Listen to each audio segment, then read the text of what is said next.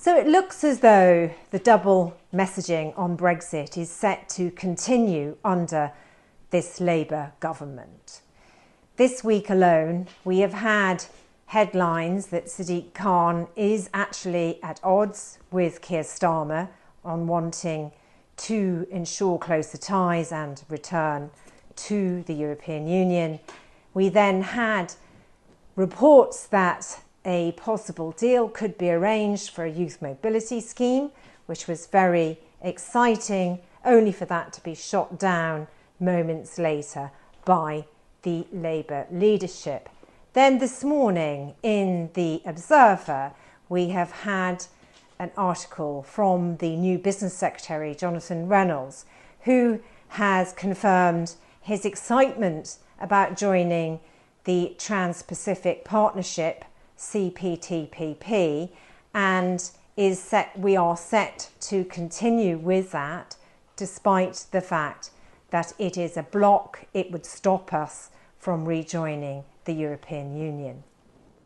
Meanwhile, headline after headline, warning after warning, Brexit has much more up its sleeve, much more pain, much more disruption, much more chaos. Continuing with this Brexit project is only going to ensure more difficulties for us, the country, and for this Labour government. They have the opportunity to change the direction.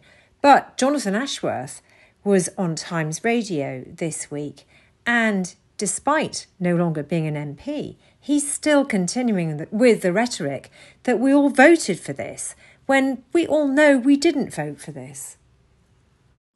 That people in the European Union have been exploring. But look, the key thing is, and the key message is that Brexit has happened, and we're not going back on that. We're not going back into the single market or the other arrangements, because the British people made a decision. But we've got to get a deal that works for people. Yeah, but most people, Jonathan, the polls tell us very clearly, would be quite happy to see this limited extension of free movement, significant but limited extension of free movement to young Brits and to young Europeans. I'm guessing you would like to see that happen too. I mean, you're not so constrained by the constraints of a future negotiator. You'd like to see that. Yeah, but what does it mean in practice? I mean, the British people made a decision on Brexit mainly because they wanted controls on our borders. In fact, one of the reasons why the Conservatives lost the election got such a kicking is because they'd failed to deliver the controls that they promised us, with basically allowing the people smugglers to be in control of our borders. So it depends what it means. As always in these things, the devil is in the detail. And given I've not even had a cursory glance at the news reports, because I'm in the United States, I'd like to look at the detail before offering my considered opinion. I'm not asking, sure, but I'm not consulting you as a minister, just on your own personal opinion, on the basis of your knowledge, which is considerable on the subject, just as you know the context of the argument about migration. I mean, the migration figures, the latest ones, are down. You don't need to have studied them in detail to maybe have a view on whether it's time to make the case more openly for migration instead of treating it simply as a problem to be solved.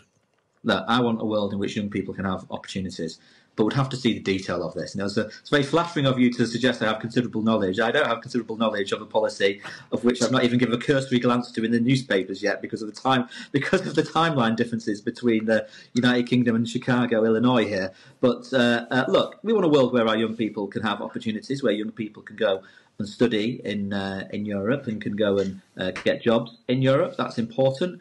But on all of these things, people want to be reassured that there is a fair system in place for immigration. People do not want a system which would mean a return to free movement. Those debates were had in the referendum. The British public voted for Brexit, and what it was pretty clear, I think, in the general election campaign is people want fairness. People don't want a race to the bottom. People do not want people to be demonised. Vulnerable people who need to come to this country, which I know is a slightly different debate, but it's still the immigration debate. But people do want a fair system. CPTPP membership is of very little gain to Britain. It's minuscule, and there is no way that we can think that that is going to be a way forward for us. The only possibility around CPTPP would be if it was enhanced by a USA trade deal. A USA trade deal means huge concessions on food standards and environmental standards. It means hormone-fed beef. It means chlorinated chicken. It means a race to the bottom and a huge intensification of our food system here, as well as lower standard imports flooding in from the US. So if that were to happen, it's hard to see how Labour can claim a mandate for that, given that they've promised we're going to get back closer to the EU and ensure that we don't go on a race to the bottom. The two things are incompatible.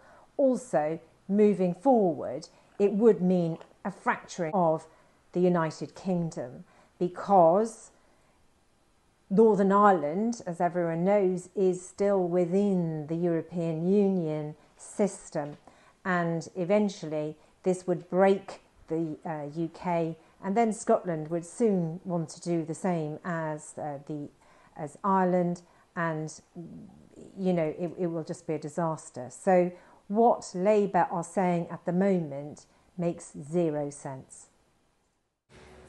Let me know what you think in the comments below. If you haven't subscribed, subscribe. You can also click the notification button.